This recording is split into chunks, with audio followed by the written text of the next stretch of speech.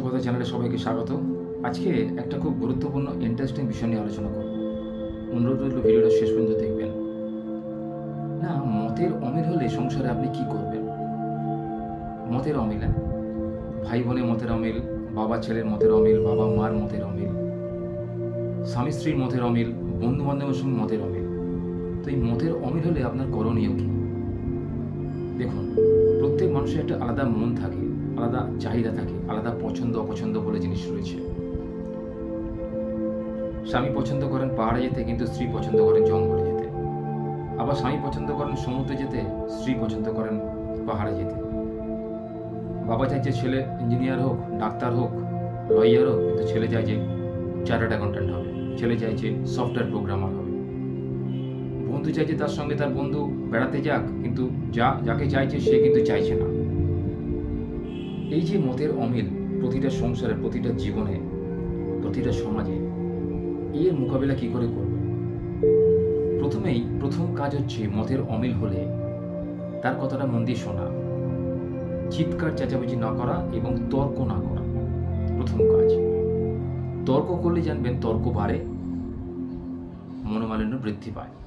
তাই তর্ক করা থেকে আপনাকে বিরত থাকতে হবে, প্রথম কাজ। দ্বিতীয় কাজ হচ্ছে আপনাকে তার কথার মন দিয়ে শুনতে হবে, সে কি বলতে চাইছে। হতে পারে সে যেটা বলছে সেটা ঠিক, সেটা আপনাকে বিচার করতে হবে, সে ঠিক বলছে না ভুল বলছে। যদি সে ভুল বলে থাকে বা যদি তার কথাটা আপনার মনোভূত না হয়, তাহলে আপনি তাকে বোঝান যে এটা ঠিক নয়, এইটা ঠিক আমি যেটা বলছি। তখন সে যদি বুদ্ধিমান হয়, সে কিন্তু আপনার কথাটা বিচার করে দেখবে। এর ফলে কি হবে? আপনাদের মধ্যে কথা কাটাকাটি হবে না, মনোমালিন্য সৃষ্টি হবে না, জিনিসটা মিউচুয়ালি আন্ডারস্ট্যান্ডিং হয়ে শেষ হয়ে যাবে। অর্থাৎ আপনাদের মধ্যে কোনো সম্পর্ক আর খারাপ হবে না।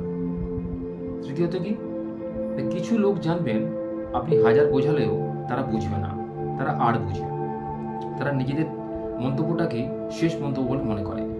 তাই সামনে যে তাকে কোনো রিকোয়েস্ট করছে বা অনুরোধ করছে, তার কোনো গুরুত্ব তার কাছে নেই, নিজেকে সবসময় বড় ভাবে।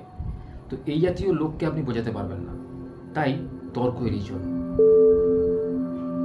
চতুর্থ পয়েন্ট হচ্ছে, জীবনে বাঁচতে গেলে সবার মতামতকে গুরুত্ব দিতে হয়। দেখুন না সে যেটা বলছে সেটা কতখানি গুরুত্বপূর্ণ, এবং তাকে আপনি বোঝান যে আপনি যেটা বলছেন সেটা কতটা গুরুত্বপূর্ণ। এই যে বোঝানো এবং বোঝার যে ব্যাপারটা, এটা কিন্তু মেন বিষয়বস্তু।